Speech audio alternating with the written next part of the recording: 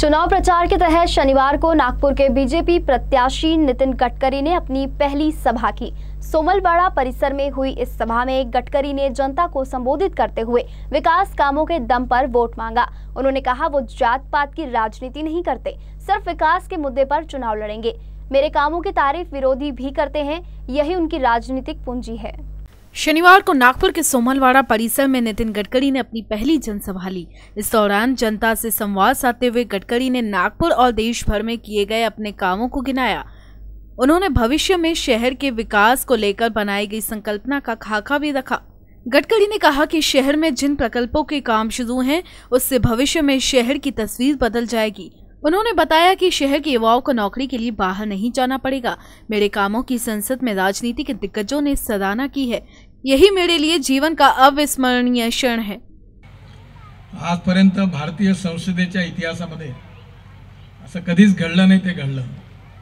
मी एकदा पार्लमेंटमध्ये क्वेश्चनला उत्तर देत असताना अचानक माझं अभिनंदन केलं सगळ्या सभागृहांनी।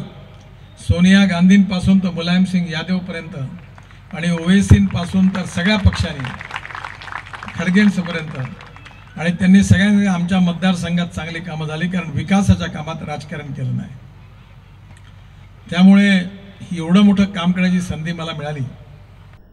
गडकरी ने कहा कि चुनाव में प्रतिद्वंदी कोई भी हो, मैं ना तो उनका नाम लूंगा और ना ही कुछ कहूंगा। मैं सब विकास के मुद्दे पर चुनाव लड़ूंगा। पण सगळ्यात महत्त्वाची गोष्ट म्हणजे नागपूर एक कॉस्मोपॉलिटन शहर आहे आणि मी स्वतः जातीवाद आणि सांप्रदायिकता कधी पाळली नाही। मला विश्वास आहे मी कधीच कुठल्याच विरोधी पक्षाच्या उमेदवारांचं नाव घ्यायची गरज नाही। जे काम करतात त्यांना जात पंथ धर्म भाषेचा उपयोग करायची गरज पडत नाही।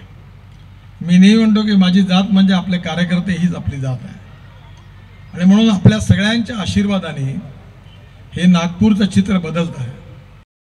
गडकरी ने जनता से फिर उन्हें एक बार जिताने की अपील करते हुए 5 लाख मतों से भारी विजय हासिल होने का भरोसा जताया।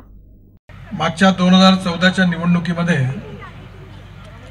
आपण सगळ्यांनी मला निवडून दिलं आणि मी पहिल्यांदाच खासदार म्हणून निवडून आलो। आपण निवडून दिल्यामुळे मी मंत्री झालो, आणि मंत्री झाल्यानंतर मला देशात आणि परदेशात देखील काम करण्याची संधी मिळाली।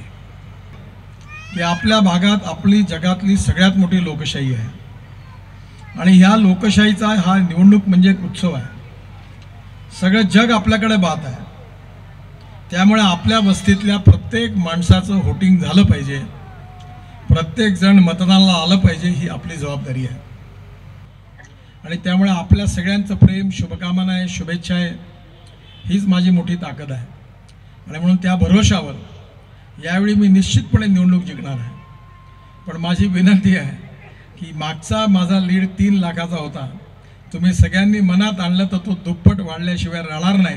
कमीत कमी 5 लाख मतांनी मला विजय मिळाला पाहिजे, आणि आता हा 5 लाखाची मार्जिन जी मिळणार आहे त्याची जबाबदारी मी स्टेजवर बसलेल्या नेत्यांवर आणि माझ्याकरता शांतपणे माझे विचार ऐकून मला समर्थन करणाऱ्या आपल्या सर्व जनतेवर सोडून जाणार आहे।